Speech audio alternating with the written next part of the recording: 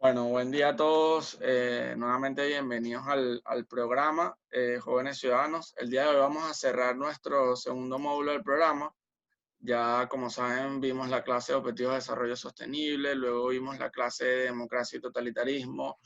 La semana pasada estuvimos hablando de instituciones políticas y antes de eso hablamos de Economía Social de Mercado con el profesor Roberto Casanova.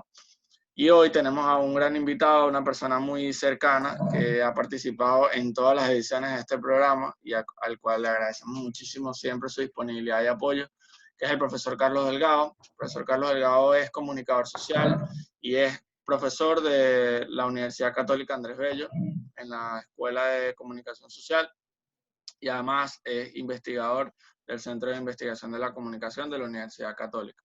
Y nos va a estar hablando hoy un poco de la historia contemporánea de Venezuela. Es imposible abordar en una clase y más virtual toda la historia de Venezuela. Sin embargo, esta clase, para que estemos un poco contextualizados, busca un poco entender cómo llegó Venezuela, es una visión histórica claramente, cómo llegó Venezuela a lo que hoy estamos viviendo y cuáles fueron esos motivos. Entonces, nada, bienvenido de nuevo, profe, gracias por acompañarnos y todo suyo. Muchas gracias, Miguel. Bueno, encantado de estar con ustedes, muchachos, en esta nueva corte del programa Más Ciudadanos. Sí, en efecto, vamos a tener una conversación acotada a historia contemporánea de Venezuela. Intentaremos a través de una mirada histórica dar respuesta a la pregunta cómo llegamos a esta situación país, cómo llegamos nosotros a este predicamento en el que estamos. Y sí, o sea, no es un problema que tiene 20 años, tiene mucho más. Es la primera cosa que quisiera que les quede clara. El problema venezolano, el problema de la contemporaneidad venezolana, tiene sus raíces en mucho más tiempo que el paso de una generación. Fíjense, por siglo se cuentan 5 generaciones. Aproximadamente cada 20 años surge una generación. Si ustedes lo miran en su casa, es muy posible que sus padres les lleven 20, o sea, en promedio 20 años a ustedes, sus abuelos 20 a sus padres. Es decir, que en su casa es muy posible que haya en estos momentos activas 3 generaciones. De 5 que hay en un siglo. Si nosotros contamos el siglo, siglos por generaciones,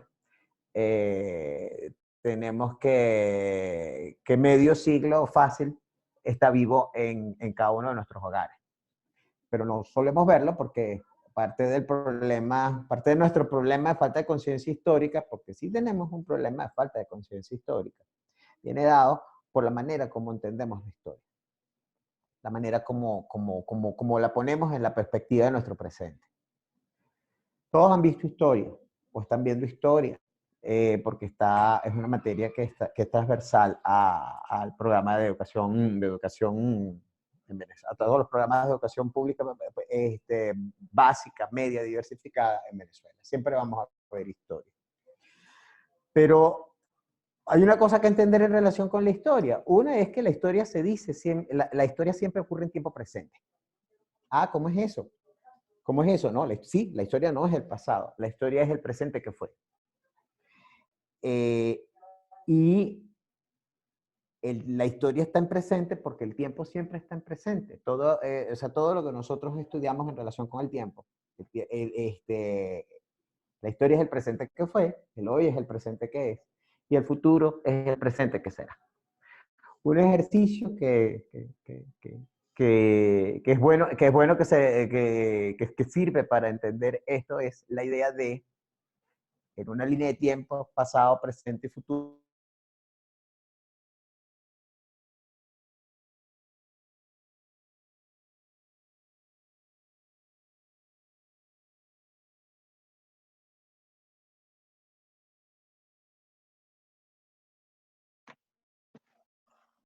A ver, profe, creo que no lo logramos escuchar.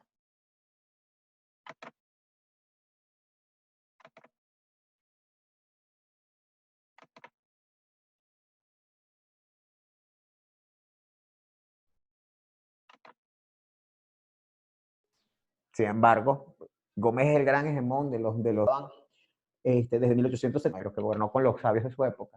Lo consideraron el hombre fuerte necesario para meter en cintura a un territorio indómito como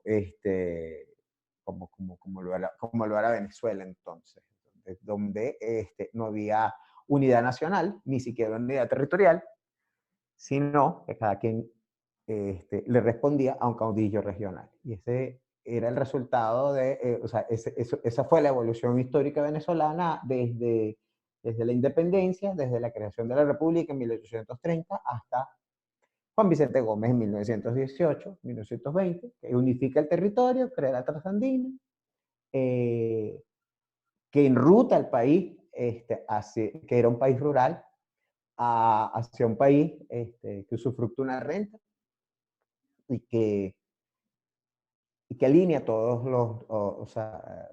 todas las fuerzas públicas, todas las fuerzas del país en la perspectiva de esa renta. No obstante, la idea la idea posterior, es decir, muerto Gómez, viene el gobierno de Eleazar López Contreras y luego viene el gobierno de Isaías Medina Angarita.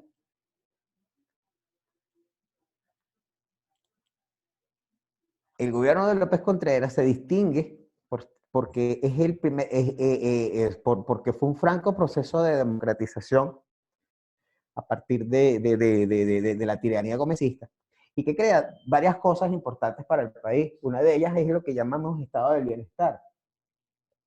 O sea, es López Contreras quien crea el Instituto Venezolano de Seguros Sociales. Es Medina quien crea el sistema de cedulación. Antes de Medina no había cédulas. Son ambos, López y Medina, quienes legalizan sindicatos, legalizan partidos políticos, flexibilizan la creación de sociedades intermedias, favorecen la libre iniciativa, se crean gremios, sindicatos, asociaciones civiles, sociedad civil, o sea, la sociedad civil se expande en este periodo. Y no obstante, es el periodo de una hegemonía militarista de una región, o sea, de caudillos de una región, que son los andinos. Sin embargo, ese es el proceso que se vive desde 1936 hasta 1945, cuando se acelera el proceso de construcción de libertades con el trienio, con lo que entendemos como el trienio ADEC. Y cuando digo se acelera es que 1944, todo ese año, el debate fue la reforma de la Constitución que permitiera la elección, o sea, la elección popular, el sufragio universal, directo y secreto. Antes, ¿cómo se votaba? Bueno, antes se elegía diputados y los diputados elegían al presidente. Era una elección de segundo grado. En 1944 se intentó la reforma, pero no se logró. Ese fue uno de los argumentos esgrimidos por la Junta de Gobierno para justificar el alzamiento contra Medina el 18 de octubre de 1945. La necesidad de democratizar mucho más el acceso al poder, de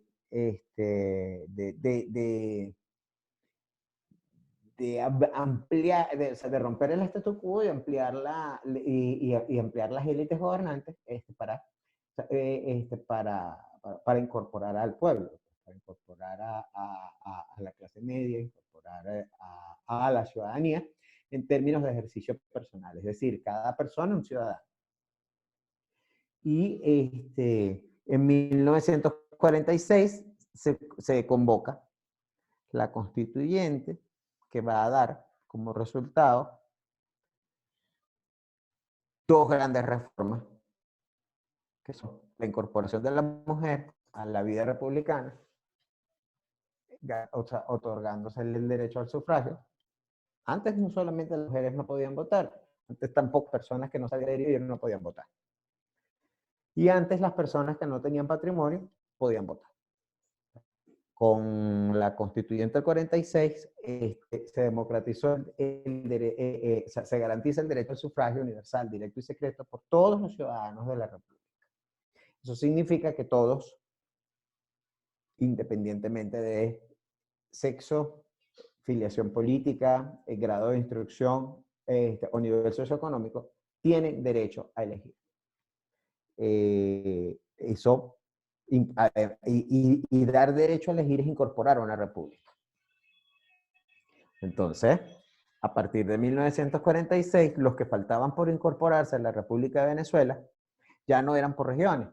O sea, antes de 1935, volvamos hacia atrás, Venezuela no tenía unidad nacional. O sea, para ustedes ir desde el San Cristóbal hasta Caracas, tenían que tener visa holandesa porque el trayecto se hacía por mar, con escala en Curazao. No había carretera directa para llegar antes de 1928 desde San Cristóbal hasta Caracas. Pues hoy en día con 8 horas, o sea, con 12 horas de autobús se resuelve, pero antes no. Y ese tipo de cosas suponían que no había unidad nacional, unidad territorial, Estado nacional, rigiendo sobre territorio. Había zonas sobre las cuales no llegaba la jurisdicción del Estado. A partir de 1928 es diferente, a partir de, o sea, tal vez antes de 1920. A partir de 1920 esa situación está resuelta. Y es una de las grandes contribuciones de Juan Vicente, la garantía de jurisdicción sobre el territorio nacional. Entonces, se incorporaron las regiones que estaban más distantes a la República. Pero a partir de 1946 se incorporaron las personas que no estaban incorporadas por razones socioeconómicas o por inequidades culturales, por inequidades etnográficas, en este caso la mujer. Se incorpora a la mujer. Y este es un país matriz social. O sea, eso significó que la base de legitimidad de las elecciones y la base, la base democrática del apoyo a los gobernantes, pues incorporó la mitad de la población que no estaba incorporada. Entonces, a partir de 1946, esto se produce.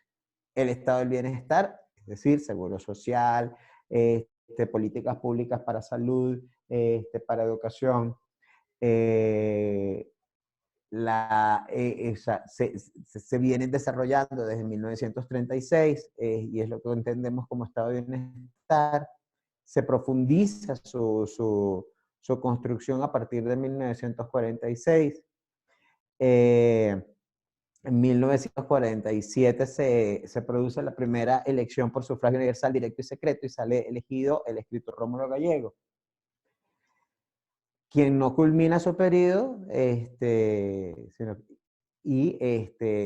los militares le dan un golpe de Estado, se constituye una junta de gobierno militar, después eso derivará en la dictadura de Marcos Pérez Jiménez de 1952 a 1958 y a una rebelión civil soportada por las Fuerzas Armadas el 23 de enero de 1958, que termina la dictadura y convoca una junta de gobierno, pero además convoca a todas las fuerzas políticas que hacen vida en la nación a suscribir en el año 58 un pacto de gobernabilidad, que es el conocido como Pacto a Punto Fijo, que tiene que es un documento en 2 partes, un programa muy mínimo, que es el acuerdo de llegar a acuerdos,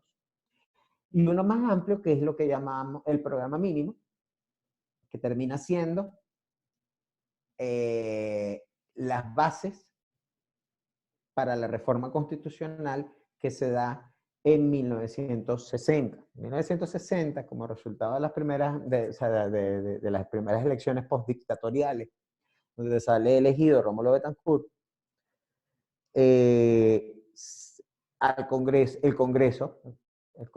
el Parlamento, resultado de esas elecciones, se convierte en Congreso Constituyente, hace una reforma a la Constitución que entra en vigencia en el año 61 y que rige a Venezuela hasta 1998. Por eso cuando planteamos cuánto dura la República Liberal Democrática, también conocida como República del Pacto Punto Fijo, dura desde 1958 hasta 1998, es decir, 40 años. 50 años, sí, 50 años dura la República de Punto Fijo. Estos 50 años le permitieron a la República construir una base de desarrollo movida por el petróleo, una economía, no una economía de mercado, sino un capitalismo de Estado, donde algunas libertades, como la del libre mercado, pues se incorporan como garantías constitucionales apenas en el año 1990. Y es durante la segunda administración de Carlos Andrés Pérez. Es un periodo donde el crecimiento es interno, donde el modelo de desarrollo es la política de sustitución de importaciones, donde la lógica del desarrollo es justamente el desarrollismo. Es decir, Venezuela es una nación que puede llegar a depender menos de las importaciones, a ser autosostenible, a ser autárquica y a exportar los excedentes. Y a competir con un rubro competitivo que es el energético. Es decir, se convierte en un país de economía especializada y de desarrollo endógeno. Y ese es el modelo de desarrollo hasta 1990, con la segunda administración de Carlos Andrés Pérez, cuando se intentó transformar ese modelo económico en un modelo de corte liberal, no neoliberal, un modelo liberal, un modelo con economía de mercado, con competitividad, con complementación en los mercados internacionales, con subsidiariedad, es decir, con participación privada preferente y con participación pública complementada en la garantía de los servicios públicos y en la garantía que van de la mano a la garantía de derechos en un Estado liberal democrático. Los estados republicanos, ¿por qué los estados republicanos tienen servicios públicos? Porque hay servicios que deben entenderse como bienes meritorios, es decir, servicios que están asociados a garantías de derechos universales. Por ejemplo, la garantía del derecho a la vida lleva a tener políticas públicas de salud universales. El derecho a la identidad, el derecho al libre desarrollo de la personalidad, el derecho a la educación lleva a que haya políticas públicas que incluyen servicios públicos de educación. Por eso las repúblicas tienen servicios públicos públicos. No, ojo, y cuando digo público, digo garantizados por el Estado, gestionados como parte de la administración pública. No estoy diciendo gratis. Esa es una cosa que hay que entender. Una cosa es público y otra es gratuito. Público en este caso es de cobertura universal. Cobertura universal puede ser a bajo costo o con beca, pero no necesariamente tiene que ser gratuito. Bueno, el caso es que a lo largo de todo este periodo, Venezuela construye se construye una república cuya gran aspiración era tener una gran clase media fuerte, amplia, donde cada quien pudiera vivir de su trabajo, donde se pudiera ahorrar, donde los proyectos familiares pues, estuvieran garantizados por el patrimonio familiar, es decir, donde estas tres generaciones activas pues, tuvieran sostenibilidad. Y funcionó, los primeros años funcionó hasta que tuvimos nuestra primera crisis de redistribución de renta, que fue el denominado Viernes Negro de 1983, donde se produce la primera devaluación lineal del Bolívar. O sea, entre 1958 y 1983, el dólar valía 3 bolívares con 80. Primero, hasta el año 73, hasta el año 73, y luego, desde el año 73 hasta el 83, 4.30. Entonces, en esos dos periodos, o sea, eso habla de una moneda fuerte, de una capacidad adquisitiva de la moneda, y habla de un control de la inflación como parte de la política de Estado, o sea, donde el énfasis era no financiar la renta por la vía de la emisión de dinero inorgánico, es decir, por la vía por la vía de generar más bolívares sin respaldo en divisas. Esa era una medida administrativa que se mantuvo hasta que en 1983, con una deuda externa de 30.000 millones de dólares, se produce una devaluación y se instala el primer control de cambio. Se lleva el bolívar al dólar a 7,80 bolívares. Es decir, entre 1983 y la fecha, el signo monetario se ha devaluado de manera inconmensurable. Esta fue la primera devaluación lineal en el marco, pero representa no solamente eso, representa la primera crisis de un imaginario de nación, que era el imaginario de construir una república con acceso a un bien del cual el pueblo es soberano. Es decir, en el pasado, todas las minas, todo lo que estaba bajo el suelo, le pertenecía al rey. Con la república, es decir, con la independencia, el pueblo se convierte en el soberano. La garantía del disfrute del pueblo soberano sobre los bienes del subsuelo arranca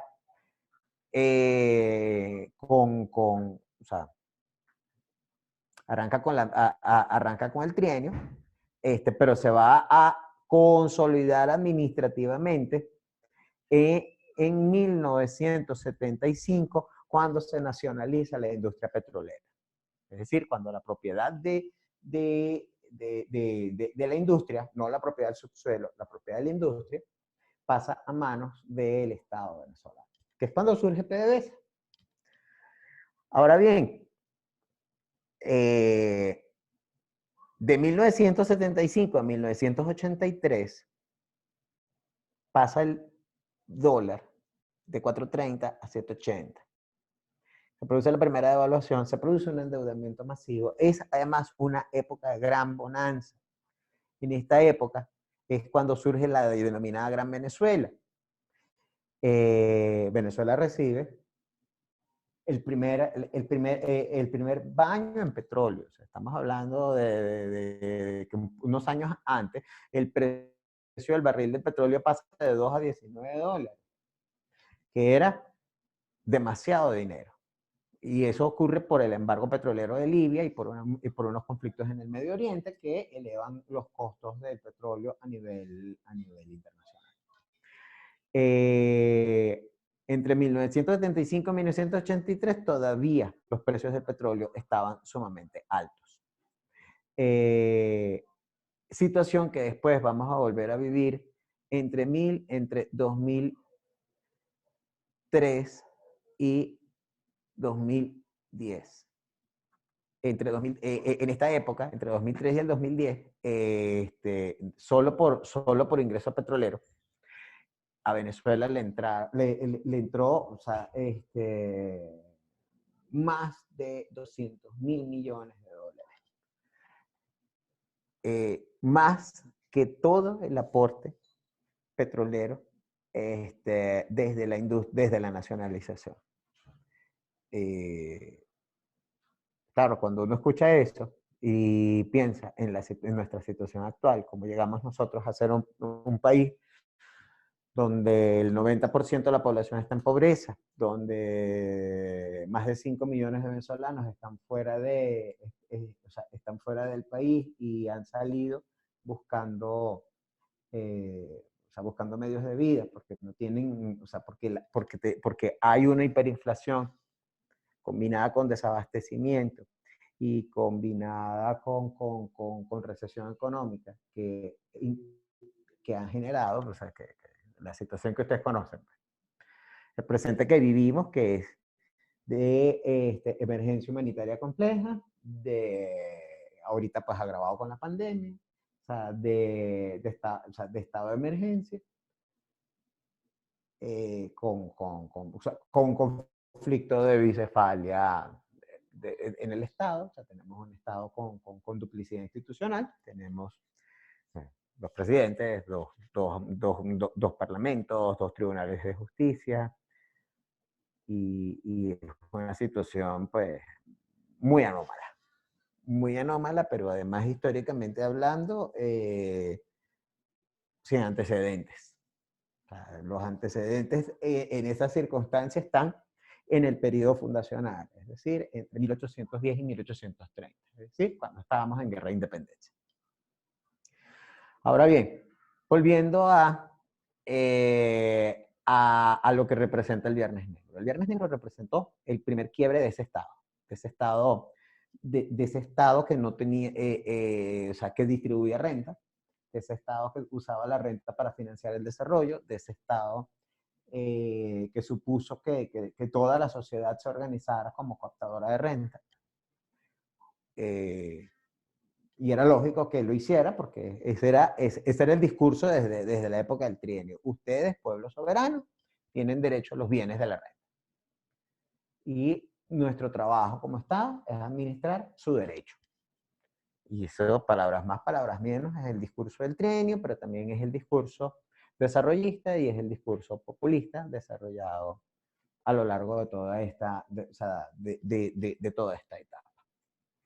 Y otro factor que lleva posteriormente a intentar transformar el Estado es no solamente la ruptura de ese pacto, de ese imaginario, es la necesidad de desconcentrar el poder, de descentralizar, de abrir las compuertas a más actores políticos en el Estado, a más actores políticos en el marco de la democracia representativa. Y eso entonces es lo que entendemos como reforma del Estado. Entre otras cosas, crea la figura del alcalde. Hasta 1989, que es cuando se produce la primera elección de alcaldes, en Venezuela los alcaldes eran los presidentes de los consejos municipales. No existía como figura. Y los gobernadores eran designados por el presidente, no eran elegidos. Es una gran reforma que ocurre a partir del año 1989, que además el año de la Gran Revuelta, que entendemos como Caracazo, que es un segundo momento de quiebre del imaginario, del imaginario rentista. Es la primera revuelta y es una revuelta, es una revuelta con saqueos en Caracas y en las principales ciudades del país, causada por el incremento en 2 bolívares del precio de la gasolina. hay que entender además que eso fueron, pues, que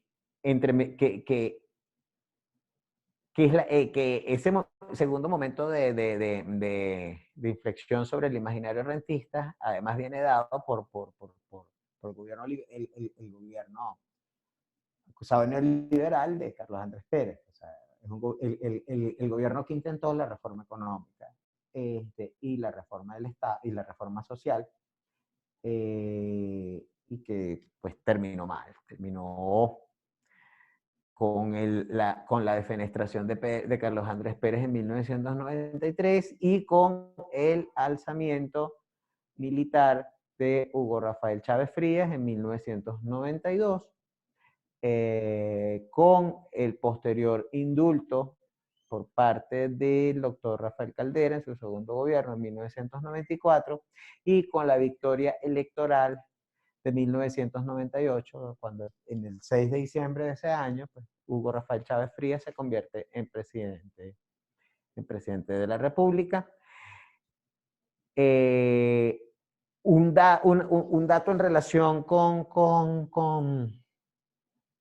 la victoria de Chávez es que Chávez se comprometió a convocar a una constituyente en el año 99 para refundar la República.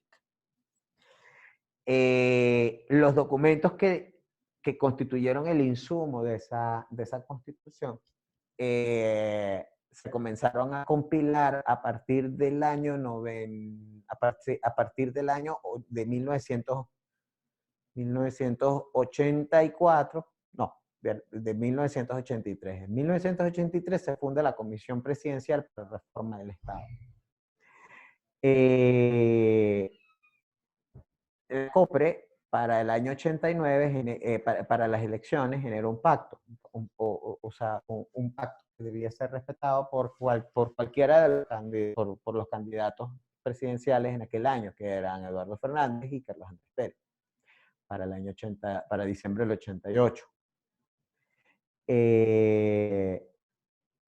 Y de reforma constitucional comenzó a hablarse en el año 94.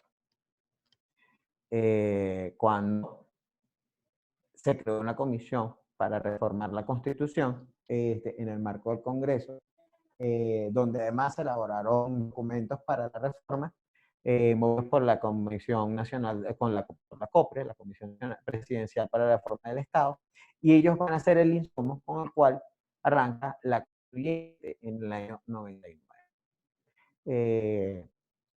Este constituyente es el cambio, el cambio de la razón de Estado. Tiene algunos avances, o sea, vendrá por la Constitución, es un Estado social de derecho y de justicia.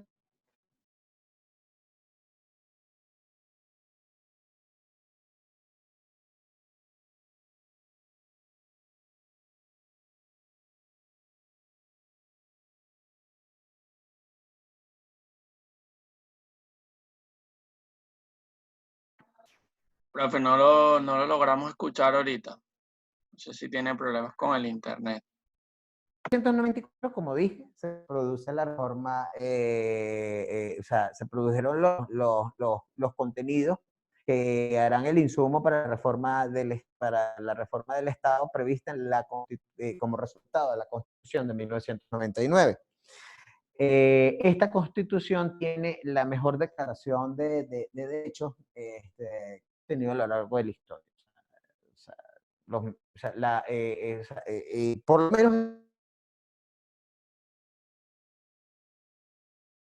con muchísimas garantías de derechos la Constitución, pero en términos reales,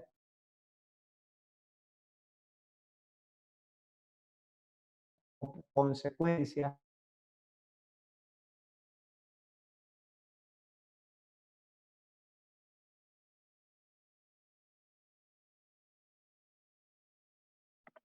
Hay algunos problemas de conexión con el profesor. Ya vamos a continuar. Ajá, ¿me oyen? perfecto. ¿Escucháis? Ajá.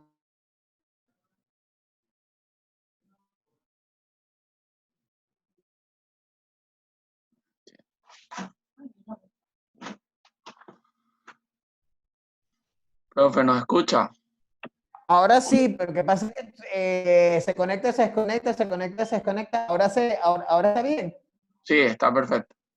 Ok. Sí. Me quedé que la Constitución del 99 tiene, es una Constitución progresista en papel, pero que no se cumple porque a partir del 2006 el gobierno decidió que la revolución pasaba a construir un socialismo. Y eso que denominó socialismo del siglo XXI terminó siendo un socialismo burocrático, como el soviético, como el cubano, como el norcoreano. Y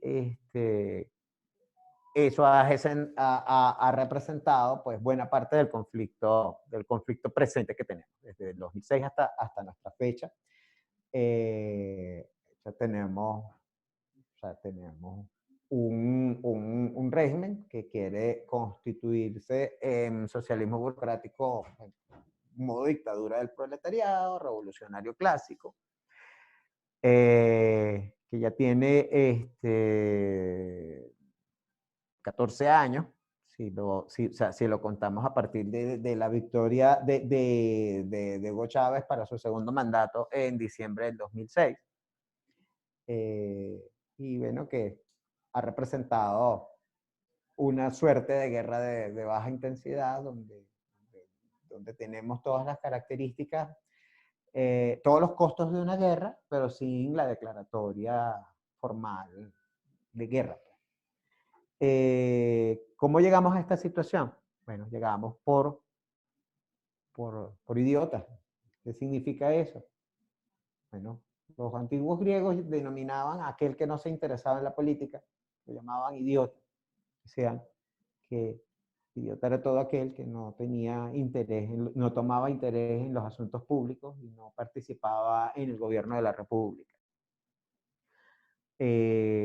Nosotros, y cuando digo nosotros no digo ustedes, digo más bien nosotros, los papás, es decir, de esta generación, perdimos interés en la política y se la dejamos a los políticos y hicimos horror de la política y decidimos que no nos íbamos a meter en eso porque eso no era para buenas personas.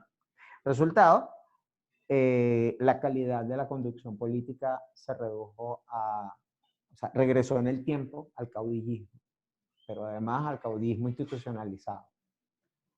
Y tenemos el peor sistema de gobierno en el peor momento para o sea, y una crisis de liderazgo espantosa. La buena noticia es que ya sabemos que eso es así y estamos haciendo pues lo posible por transformarla. ¿Y cómo salimos de esta situación? A esta situación hay que innovarla, es decir, hay que apostarle a la innovación y para eso hay que entender el presente, pero entender lo que les estaba diciendo al principio, es decir, cómo funciona el tiempo. Y hacer el ejercicio del presente que fue, el presente que es y el presente que será. Ver qué cosas han cambiado y qué cosas han permanecido para poder proyectarlas hacia el futuro, para poder entender lo que viene. Y ese ejercicio no es un ejercicio, no, o sea, es un ejercicio doméstico, es un ejercicio que ustedes hacen a lo interno de sus núcleos familiares. O sea, hablen con sus abuelos. Entiéndanse bien con sus abuelos. Ahí hay una razón. Y de ahí puede surgir una razón sensible que nos puede ayudar a todos a reencauzarla. ¿Bueno? Eso en términos generales era lo que quería compartir con ustedes. En un momento les voy a pasar foto de una línea de tiempo que he estado haciendo mientras conversaba con ustedes. Mi sugerencia es que hagan cada quien lo propio para fijar este audio. O sea, vuelvan a escuchar, hagan su línea de tiempo, desplácenlo, o sea, distribuyan en la línea de tiempo los conceptos que yo les estoy refiriendo para que, o sea, para que lo fijen y para que puedan compartirla con sus abuelos, compartirla con sus padres, para que puedan tener una buena conversación en casa sobre estas cosas. Bueno, Bueno, muchas profe, gracias.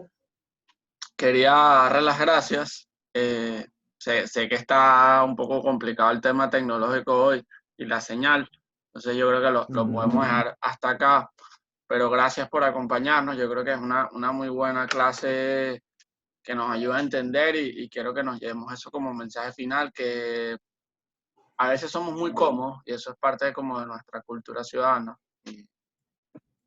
Y se nos quiere decir que prácticamente todo lo que está pasando hoy fue culpa de lo que usted explicó hace rato, llamado Cuarta República. Es parte de una neolengua y una neohistoria que se nos intenta dar.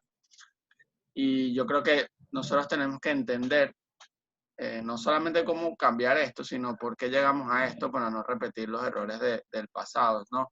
Entonces yo creo que es allí la importancia de esta clase, tener conciencia histórica, que era algo que usted comentaba al principio, es fundamental para poder ser un buen ciudadano y para no repetir, como decía, los errores del pasado. Así es.